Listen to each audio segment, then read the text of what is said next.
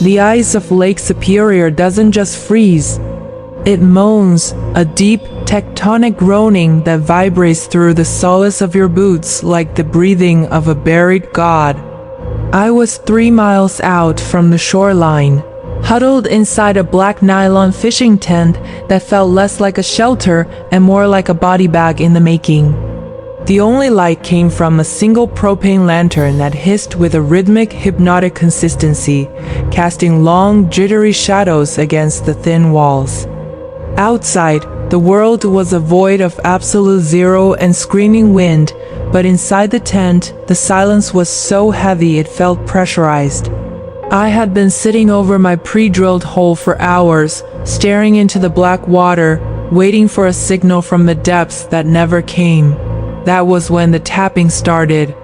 It wasn't the random cracking of shifting ice or the hollow thud of a gas bubble. It was deliberate. Clack, clack, clack, clack. It was coming from directly beneath the 3-foot thick sheet of ice, right where my left foot was planted. My heart hammered against my ribs as I moved my boot, only for the sound to follow the movement, tapping precisely where I repositioned my heel. Driven by a cocktail of adrenaline and a desperate need to debunk the impossible, I grabbed my power auger. I positioned the blaze 2 feet away from my original hole and squeezed the trigger. The engine roared, a violent intrusion into the night, as the steel teeth chewed through the frozen crust, spitting out shards of white glass until the drill punched through into the abyss. I expected a rush of freezing water, or perhaps the dark flash of a lake trout. Instead, something small and rectangular bobbed to the surface, swirling in the dark vortex created by the auger. I reached in, my skin instantly numbing in the sub-zero slush, and pulled out a small ruggedized GoPro camera. It was encased in a waterproof housing, slick with a dark, oily film that smelled faintly of old copper and deep-sea decay. My breath hitched as I wiped the lens. The red recording light was still blinking, a steady rhythmic pulse that matched the tapping I had heard moments ago. With trembling fingers, I hit the playback button on the small rear screen, the glow of the LCD washing over my face in a ghostly electric blue. The footage began with a shot of the underside of the ice, a jagged crystalline ceiling of gray and white. The camera was being held by someone or something looking upward. As the lens tilted, I saw a distorted fisheye view of a fishing hole. My breath hitched as I recognized the silhouette sitting above it. It was me. I was watching myself from 10 minutes ago, seen from the perspective of something lurking in the freezing water directly beneath my seat. I watched as past me checked his watch, adjusted his scarf, and sighed. The quality was terrifyingly crisp, capturing the exact moment I had looked down into the water with a confused expression, unaware that a lens was mere inches from my boots, separated only by a layer of frozen glass. But the video didn't stop where the present began. As the playback reached the 10-minute mark, the exact moment I had found the camera, the footage continued to roll. My blood turned to slush as I realized I was looking at the future. On the screen, the perspective shifted toward the second hole I had just drilled. I watched the digital version of myself on the screen lean over the water to retrieve the camera. Then, from the bottom of the frame, a pale, long, handless arm tapering into a blunt, fleshy stump rose out of the dark water with the grace of an eel. It didn't have fingers. It had suckers, wet and translucent, that gripped the edge of the ice before lunging toward the ankle of the me on the screen. The transition from digital horror to physical reality was instantaneous. Before the video could even finish the loop, I felt a crushing wet weight clamp around my left boot. I didn't have time to scream. I looked down, and a limb that looked like raw bleached veal was wrapped tightly around my ankle, its skin shimmering with a bioluminescent slime. The grip was so powerful, it began to crush the leather of my boot, the cold from the limbs seeping through the insulation and biting into my flesh like 1,000 needles. I kicked wildly with my free leg, but the ice beneath me began to groan. And spiderweb, the blue light from the cracks illuminating the thing that was pulling me toward the hole. The thing's head broke the surface next. It didn't have a face. It had a smooth, wet dome of translucent skin that revealed a pulsating gray brain matter underneath. Where a mouth should have been, there was a series of vertical slits that hissed as they took in the oxygen of the tent. It was a biological vacuum, a creature designed for the crushing pressures of the deep, now adapting to the surface with a terrifying rhythmic clicking. It wasn't trying to eat me. It was trying to anchor itself. As it pulled me closer to the hole, I saw hundreds of thin, fiber optic threads trailing from its stump arm, beginning to weave themselves into the fabric of my thermal pants, sewing my body to its own. I grabbed my ice pick, a heavy steel spike meant for safety, and plunged it into the creature's dome. There was no blood, only a spray of freezing, pressurized salt water and a burst of static that filled my ears. The creature didn't flinch. Instead, it mimicked the sound of my own voice, a perfect, synthesized reproduction of my scream from seconds ago. "Please, no!" It wailed, the sound vibrating out of its chest slits. It began to pull harder, my leg disappearing into the freezing water up to the knee. The shock of the cold was so intense that my heart skipped a beat, my vision blurring as the lantern in the corner began to flicker and die. As the water claimed my waist, I looked at the camera again, which was still lying on the ice, recording. The screen was now showing a future several hours away. I saw the sun rising over Lake Superior, the tent gone, the ice perfectly smooth. A man was walking toward my truck, carrying my gear and whistling a tune I hadn't thought of since childhood. The man looked exactly like me, but his movements were a fraction too smooth, his eyes a little too wide, reflecting the morning sun with a metallic obsidian glint. He wasn't a survivor. He was the updated version of the biological data the lake had just harvested. The pressure was the last thing I felt, a crushing absolute weight as the creature pulled me beneath the ice.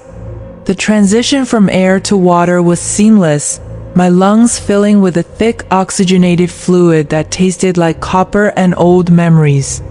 I didn't drown. I was being rewritten. My skin began to lose its color, my fingers fusing into the same blunt, handless stumps I had seen on the screen. I was being added to the lake's archive, my consciousness becoming a single node in a vast underwater network that spanned the entire Great Lakes system. I wasn't an individual anymore. I was a component of the infrastructure. High above, I could see the light of my lantern through the thick ice, a tiny dying star in a frozen sky. I reached up and tapped on the glass ceiling, the rhythm coming to me instinctively. Clack, clack, clack, clack. It was a signal, a beacon for the next lonely fisherman who would sit on this spot next season. I watched as my physical body, the other me, stood on the surface and packed up the tent with mechanical efficiency. He looked down through the ice, and for a brief second, our eyes met his, the stolen obsidian of a predator. Mine, the fading blue of a memory. He gave a sharp, jerky nod, then turned and walked toward the shore.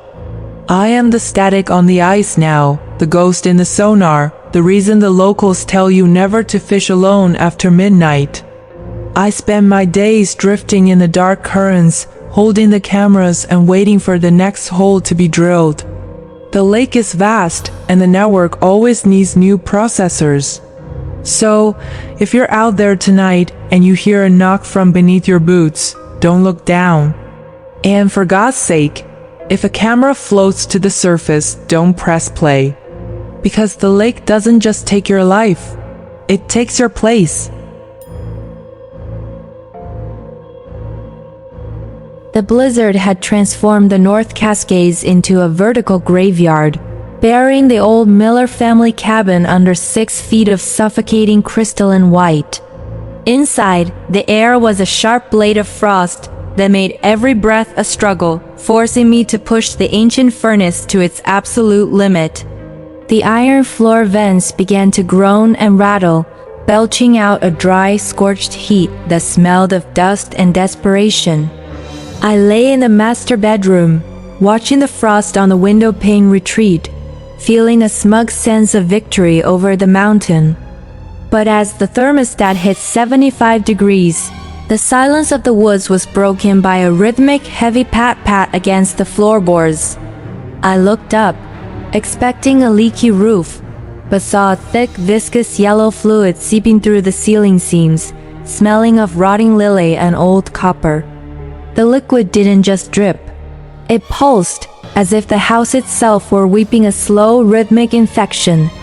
It landed on my duvet in heavy amber globs that sizzled faintly against the fabric, releasing a cloying, sweet stench that made my stomach lurch into my throat.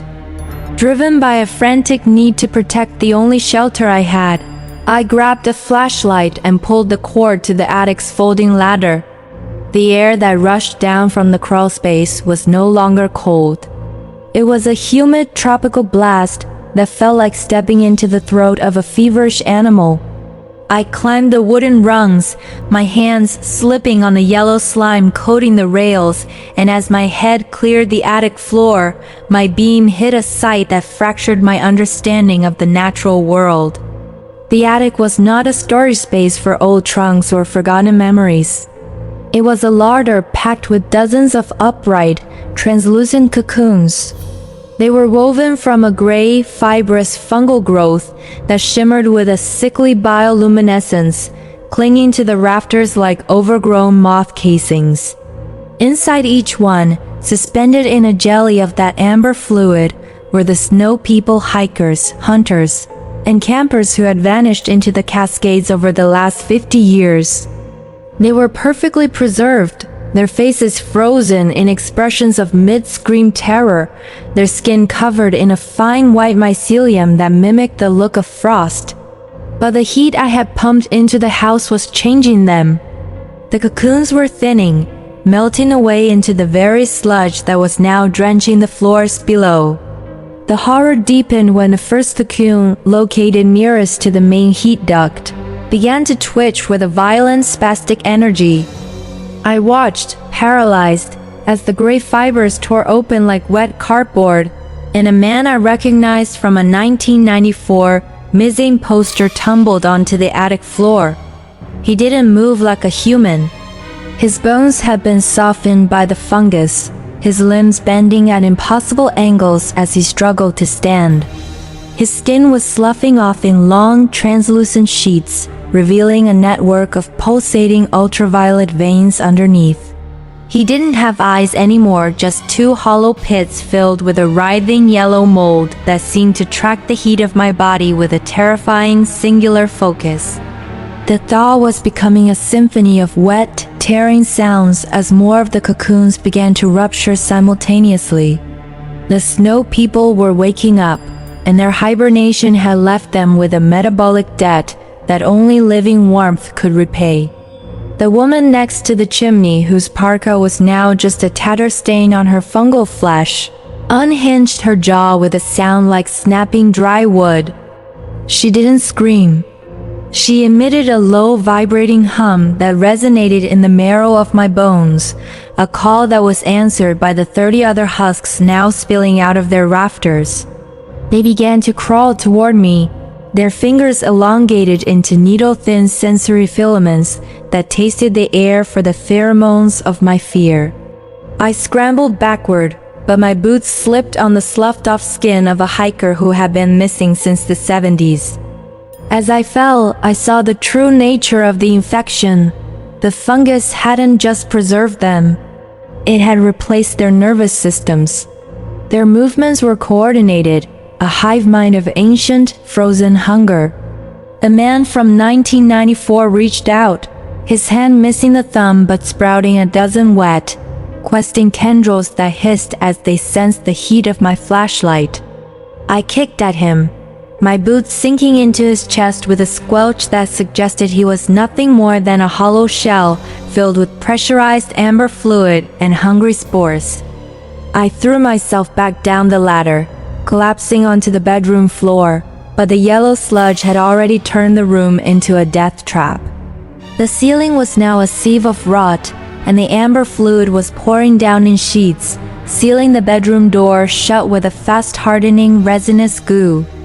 I looked up and saw a pale fingerless hand punch through the cedar planks above the bed. The wood didn't splinter. It crumbled into black dust, consumed by the rapid growth of the mold that was feeding on the warmth of the house. They were coming through the floorboards, the walls, and the ceiling, driven by a biological imperative to find a new warm host before the blizzard outside finally claimed the cabin. Desperate, I lunged for the window, smashing the glass with a heavy lamp, but the wall of snow outside was as solid as concrete. The cold air rushed in, and for a fleeting second, the things in the attic shrieked in a dissonant, multitonal harmony. The cold was their cage, and I had been the one to unlock it. But the heat of the furnace was too great. The fire in the basement was roaring with a life of its own, the thermostat stuck at 99 degrees. The house had become an oven, and I was the feast. I saw the hiker woman drop from the ceiling, her body unfolding like a wet umbrella, her sensory filaments already reaching for the pulse in my neck. Her touch was not cold. It was a searing, agonizing heat, like a brand being pressed into my skin.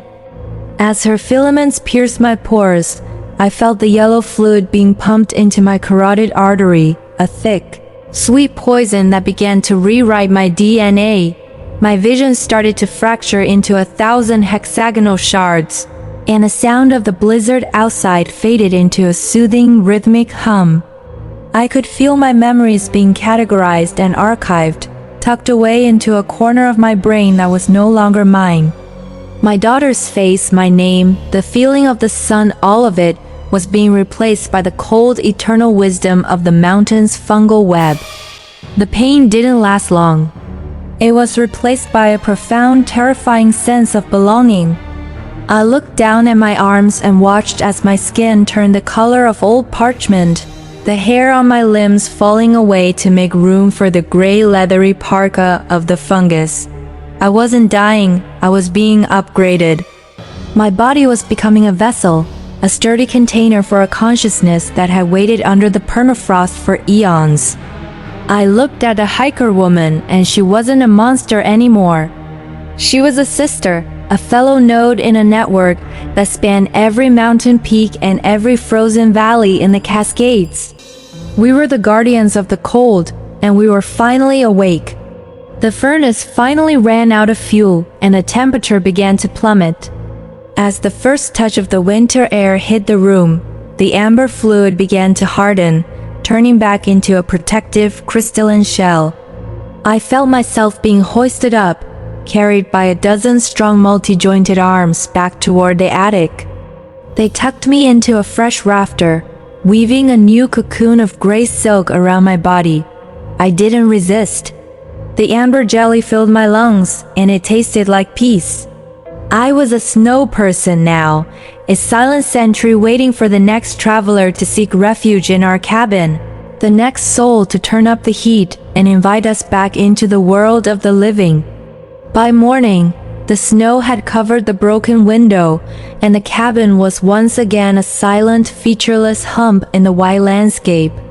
The hiker woman stood in the center of the living room, her skin now a perfect mimicry of a winter coat, her obsidian eyes watching the horizon for the next plume of smoke or the flash of a high beam. We are patient, and we are many. We have been in these mountains longer than the trees, and we will be here long after the last city has crumbled into the sea. So, if you find yourself lost in a blizzard and stumble upon a warm, inviting cabin, do yourself a favor, stay in the cold. Because the heat doesn't just save you, it wakes us up.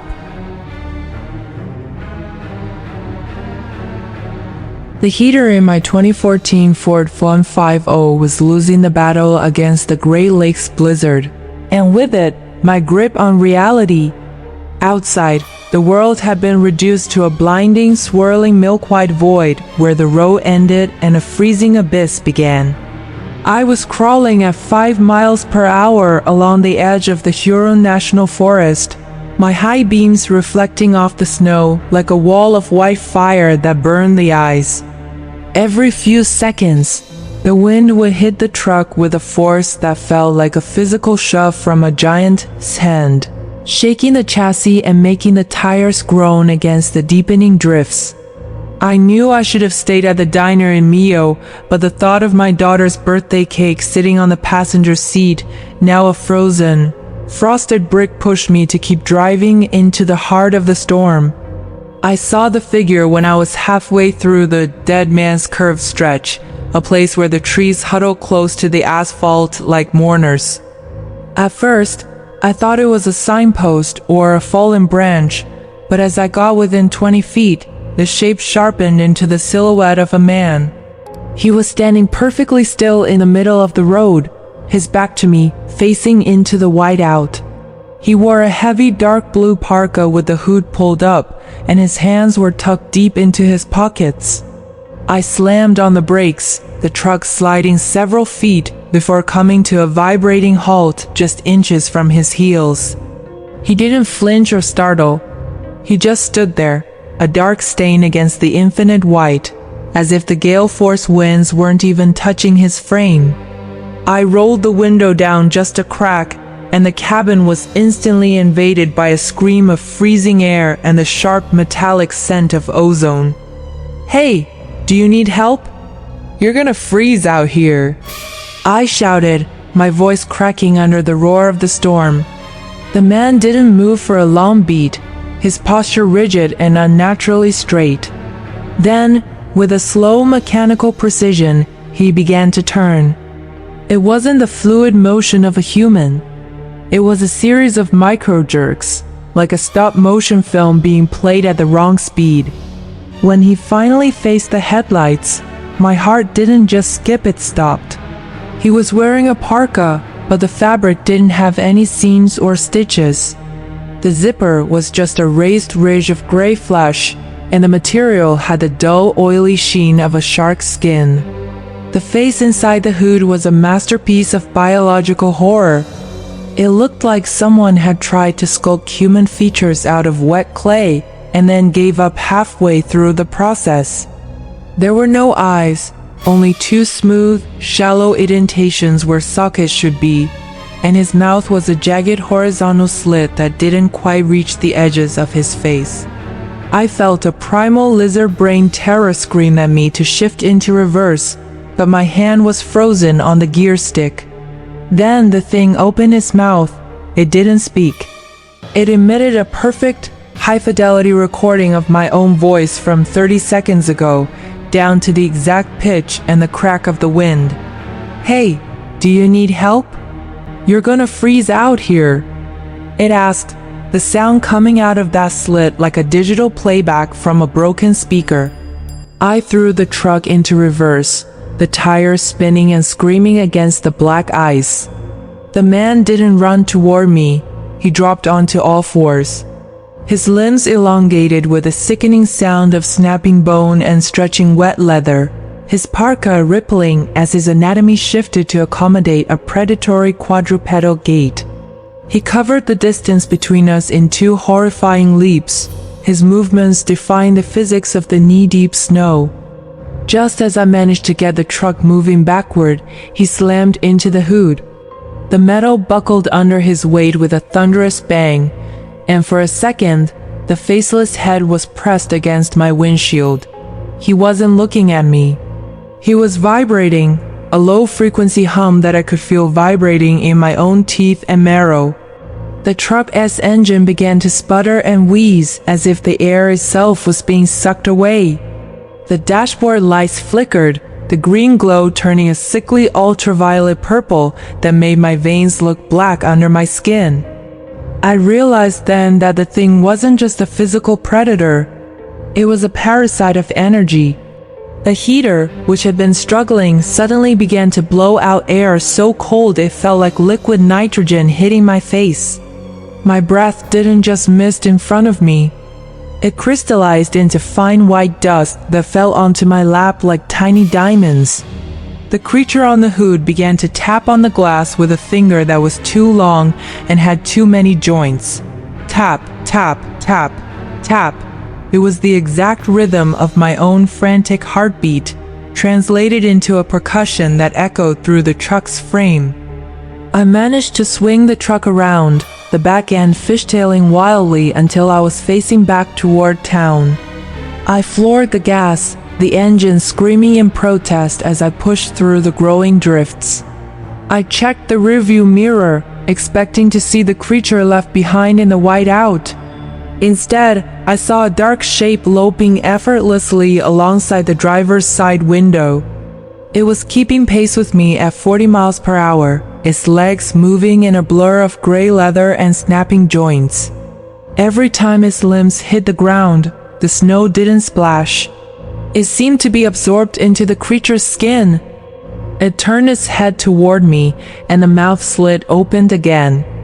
This time, it played back the sound of my daughter's laughter from a video I had watched on my phone that morning. The psychological blow was worse than the physical threat. The sound was perfect, every giggle, every breathy gasp of a 6-year-old girl coming from a monster that looked like a discarded piece of a nightmare. I screamed and swerved, trying to ram the thing with the side of the truck, but it simply leaped over the vehicle, landing silently on the roof. The sound of its claws scraping across the metal was like 100 knives on a chalkboard. The roof began to sag inward under an impossible pressure, the heavy steel groaning as if a hydraulic press were sitting on top of me. I realized it wasn't trying to break in. It was trying to mold the truck around me, to turn the vehicle into a pressurized, airtight tomb. The truck's electronics finally died with a pathetic whine.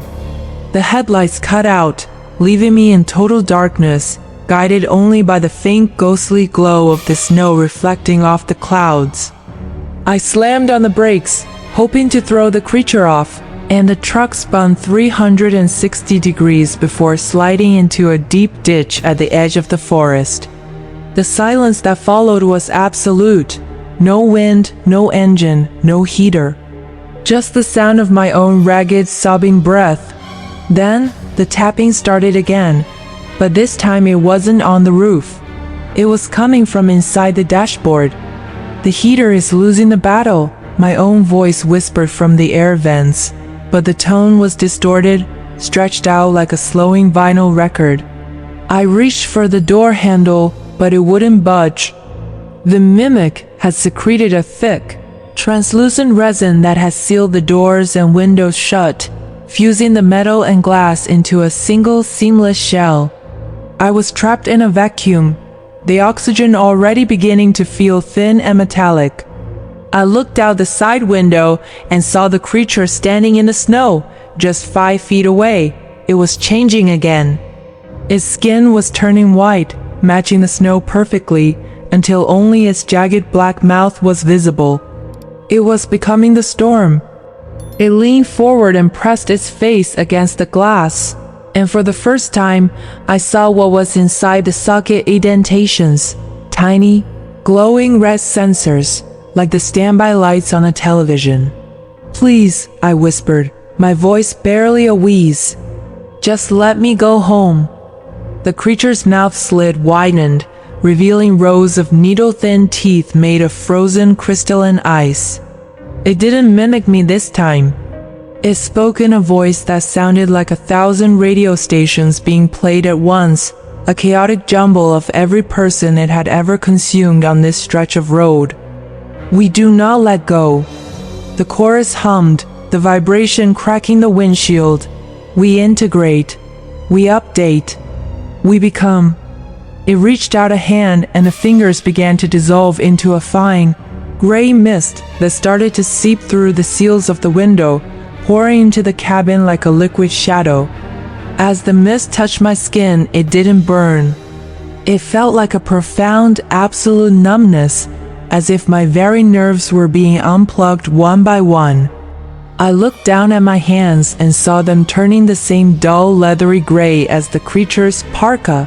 My memories, my daughter's face, the smell of the birthday cake, the fear of the storm were being pulled out of my head and stored in the data of the mist. I wasn't dying. I was being archived.